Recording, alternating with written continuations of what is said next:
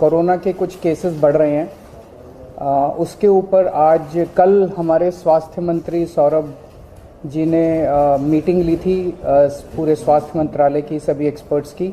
आज मैंने उसके ऊपर मीटिंग ली। पूरे देश भर का अगर हम देखें तो सेंट्रल गवर्नमेंट ने लगभग 2 हफ्ते पहले 6 स्टेट्स आइडेंटिफाई किए थे जिसमें कोरोना ज़्यादा बढ़ रहा है। वो थे गुजरात, महाराष्ट्र, केरला, कर्नाटका, तमिलनाडु और तेलंगाना। उसमें दिल्ली नहीं था। तो उन 6 स्टेट्स में कोरोना ज़्यादा बढ़ रहा है, उनको स्पेशल हिदायतें दी गई थी, भाई आप थोड़ा सा ध्यान रखिए।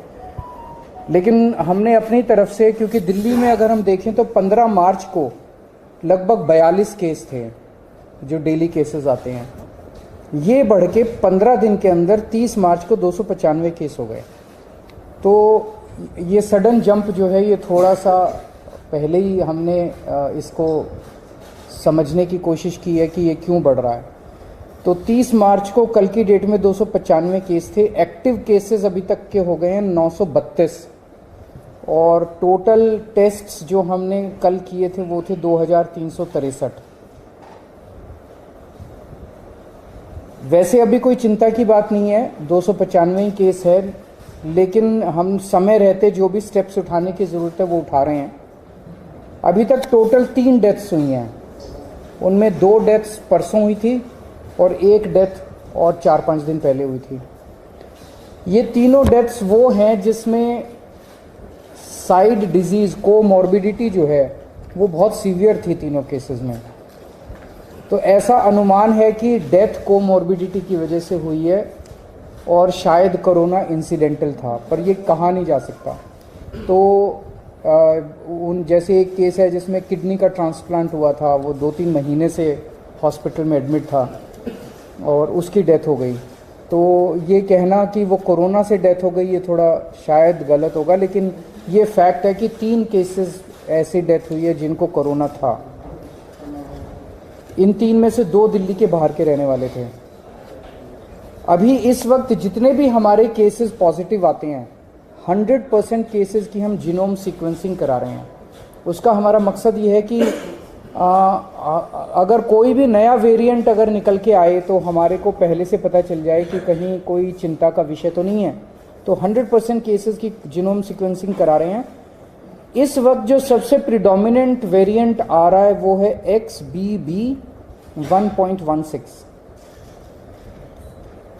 लगभग 48% केसेस में ये वाला वेरिएंट है और जो बाकी भी हैं उनमें भी इसी वेरिएंट के कुछ सब वेरिएंट्स हैं। इस वेरिएंट की 3 क्वालिटीज़ हैं। ये वायरल बहुत तेज़ी से हो रहा है, बहुत तेज़ी से फैल रहा है, लेकिन ये सीवियर नहीं है बिल्कुल भी। ना तो इसमें कोई तेज़ सिम्टम्स हैं और ना ही इसमें ज़्यादा हॉस्पिटलाइजेशन की ज़रूरत है और ना ही इसमें डेथ्स की ज़्यादा चिंता है।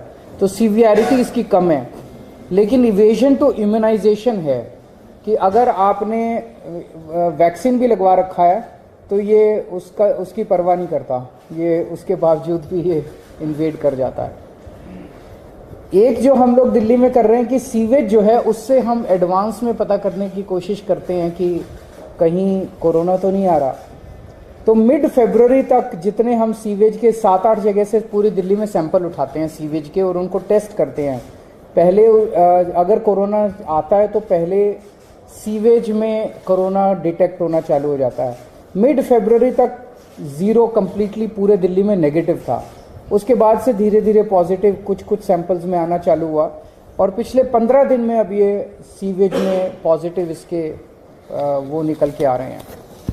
हमारी इसको लेके पूरी तैयारी है। वैसे तो कोई भी चिंता करने की ज़रूरत नहीं है, बहुत कम अभी केसेस हैं और कोई सीवियरिटी भी नहीं है, लेकिन तैयारियों को देखते हुए हमारी 7,986 बेड्स हमारे अभी तैयार हैं कोरोना के लिए। इसमें ऑक्सीजन वाले बेड्स भी हैं, इसमें वेंटिलेटर बेड्स भी हैं, इसमें आईसीयू भी हैं। 7,986 बेड्स हैं जिसमें से 66 बेड्स केवल ऑक्यूपाइड हैं। 66 RT-PCR के टेस्ट करने की हमारे पास सफिशिएंट क्षमता है।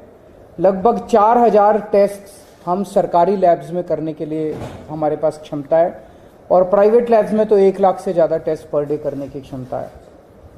वैक्सीन भी बहुत अच्छा परफॉर्मेंस अभी तक रहा, नेशनल एवरेज से ज़्यादा अच्छा रहा। 18 प्लस की कैटेगरी में तो लगभग सबको वैक्सीन लग चुकी है, और 18 से निचली उसमें आए तो फर्स्ट डोज सबको लग चुकी है, सेकेंड डोज भी 85% के लगभग लोगों को लग चुकी है। हमारे पास सफिशिएंट एम्बुलेंस है, सफिशिएंट ऑक्सीजन अवेलेबल है, सफिशिएंट ऑक्सीजन स्टोरेज की कैपेसिटी है। 26 मार्च को हम लोगों ने 38 सरकारी दिल्ली सरकार के हॉस्पिटल्स की खुद ब खुद एक मॉक ड्रिल की थी कि बाई चांस अगर हो जाए तो, और इसमें जितने मान लीजिए कोई इक्विपमेंट काम नहीं कर रहा था, ऑक्सीजन वाली अवेलेबल है नहीं है, वैक्सीनेशन, सारी चीज़ों की एक से ट्रायल करके देखा था कि सारी चीज़ें काम कर रही है कि नहीं कर रही। अब केंद्र सरकार के निर्देश आए हैं, 10 और 11 अप्रैल को एक बारी सारे सरकारी और प्राइवेट हॉस्पिटल्स की मॉक ड्रिल की जाएगी। इसके ऊपर दिल्ली सरकार एक कैंपेन चलाएगी, अब एक मीडिया कैंपेन चलाया जाएगा लोगों को कोरोना के बारे में जागरूक करने के लिए और एहतियात बरतने के लिए कि कोविड अप्रोप्रिएट बिहेवियर फॉलो किया जाए।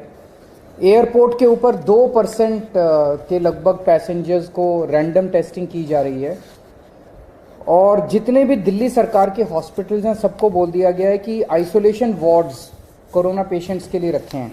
कहीं ऐसा ना हो कि किसी को बहुत सीरियस, मान लिया आईएलबीएस में किसी को किडनी ट्रांसप्लांट हुआ, उसको कोरोना हो गया, अब उसको कोरोना वाले हॉस्पिटल में नहीं ले जाएंगे हम, वहीं पे अगर आइसोलेशन बेड होगा तो वहीं पे उसको एक अलग वार्ड में कर देंगे, तो उसका कोरोना का किडनी का भी ट्रीटमेंट होता रहेगा और उसका कोरोना। तो हर अस्पताल के अंदर एक आइसोलेशन वार्ड की तैयारी की गई है। जितने सारी केसेस हैं एक्यूट रेस्पिरेटरी डिजीज़ वाले, उनमें जैसे ही मरीज एंटर करता है हॉस्पिटल में उसको तुरंत मास्क दे दिया जाता है, उनको 100% उनके टेस्ट किए जा रहे हैं। और जितने इन्फ्लुएंजा वाले लाइक सिम्टम्स वाले पेशेंट्स हैं उनको 5% उनके रैंडम टेस्ट किए जा रहे हैं।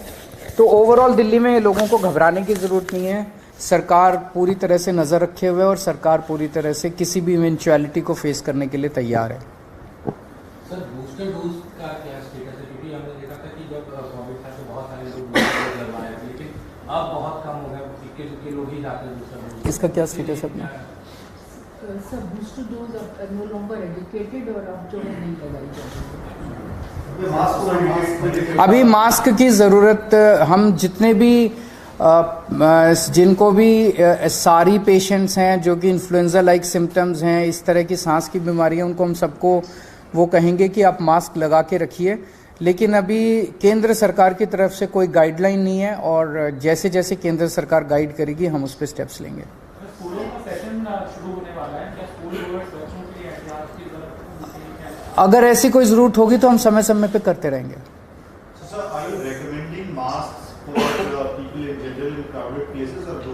We are recommending masks to those who have respiratory disease like SARI, AILI, etc. Sir अक्सर ये देखा जाता था केस बढ़ते थे, हम रैंडम टेस्ट करा देते थे, खासतौर पर एयरपोर्ट और बस अड्डों पर। एयरपोर्ट पे 2% कर दी है, 2% से उसको बढ़ाया जाएगा, ज़रूरत पड़ेगी तो बढ़ाएंगे, बिकॉज ये सारी चीज़ें जो भी हम कर रहे हैं, देखिए सबसे ज़्यादा एक्सपर्टीज़ केंद्र सरकार के पास है, and we look up to the central government for giving guidelines from time to time. जैसे जैसे केंद्र सरकार हमें गाइड करेगी हम उसको पूरी तरह से फॉलो करेंगे। उसको आपको याद होगा कि डिजास्टर मैनेजमेंट से अलग कर दिया गया था कोविड को, so now this is not being monitored by DDMA और एनडीएमए।